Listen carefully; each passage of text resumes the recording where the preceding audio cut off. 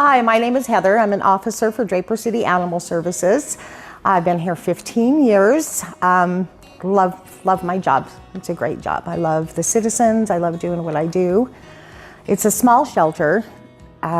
We started with 2 people working here at the shelter when it first opened. Now we have 3 officers and a part-time janitor.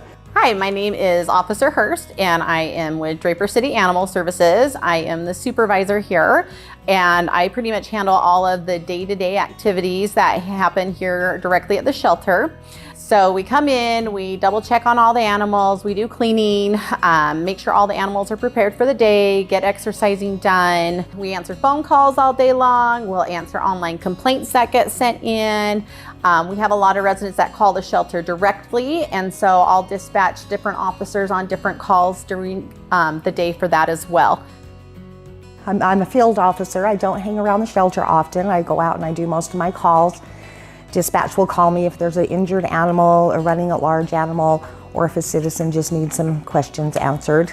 I'm the go-to girl. They call me. Animals that come to our facility are stray animals that are found within the Draper City limits. Our limits run from 114th all the way over to 14800 South and the river bottoms up to the canyon area.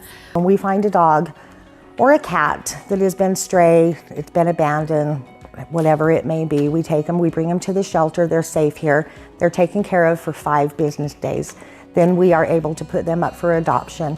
That's my favorite thing, is when I'm able to get a stray dog or cat and take it and put it into a forever home where they're comfortable and they're loved. I'm Officer Steve Batten and I'm the Parks and Trails Animal Control Officer. In a nutshell, Corner Canyon has very simple rules for having animals in the canyons.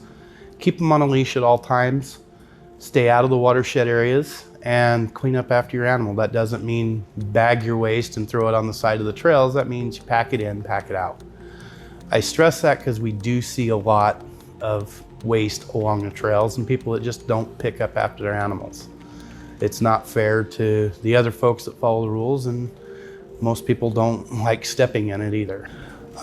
Wildlife safety, that's another big thing. I monitor the comings and the goings of the mountain lions, the coyotes, kind of keep an eye on where I'm seeing their activity by their tracks, their scat.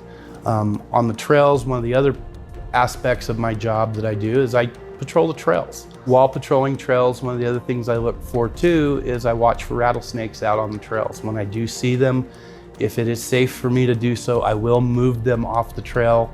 With that, rattlesnake safety in Corner Canyon is imperative, because if you're hiking and you're making room for somebody, you're gonna step off the trail, make sure you can see the ground.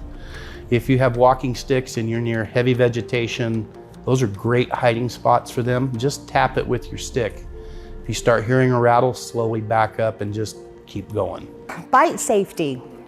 Bites are really bad. Bites are just not good, as we all know. The number one reason an animal will bite, it's usually out of fear. They're called fear biting. Animals just don't bite just to run up to you and bite. It's usually a reason that that animal thinks he needs to either protect himself, protect his property, or if you have 2 dogs that are in the middle of a dog fight and you happen to be like most people are, it's a reaction. We reach down to grab them. That is when the fights occur, because the 2 dogs are biting each other and they don't care what gets in between.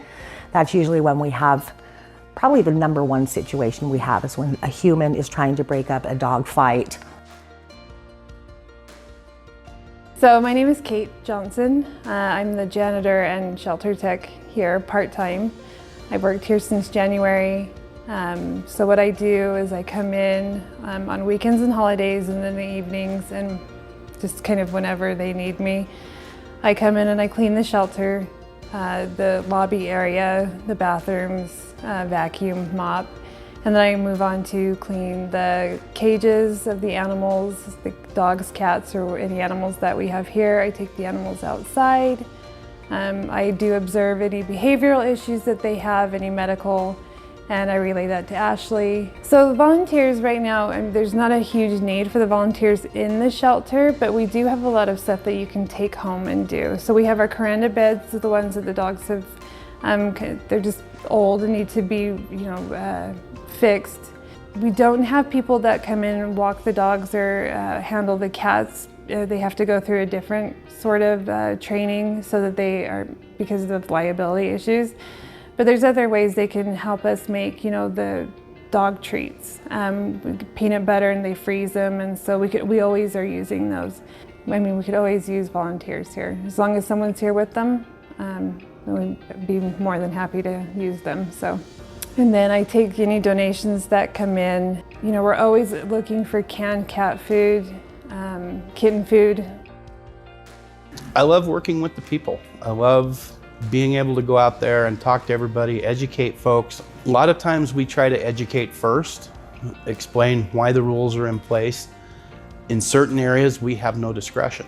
The rules are there, the signage is there, it's posted there for a reason, it's for everybody's safety. And it gets difficult when people walk up and walk right by the sign that says leash your dog, it's the law, and they cut their dog off leash. And I'm sitting there watching it. And at that point, sometimes that's an automatic citation.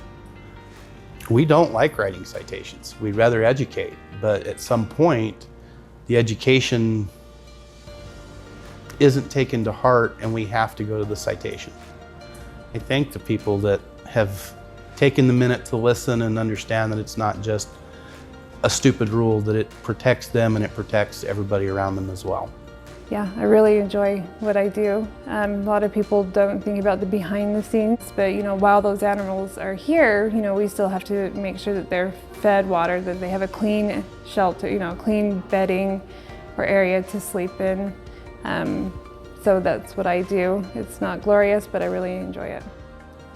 I have been with Draper Animal Services for the last 5 years. I've been in the field for almost 20 now. So I definitely love what I do. Some of my favorite things is being able to see what other animals come in, but also helping reunite animals with their owners and being able to help the citizens be able to adopt new animals. So definitely come in and visit us, and we hope to see you soon.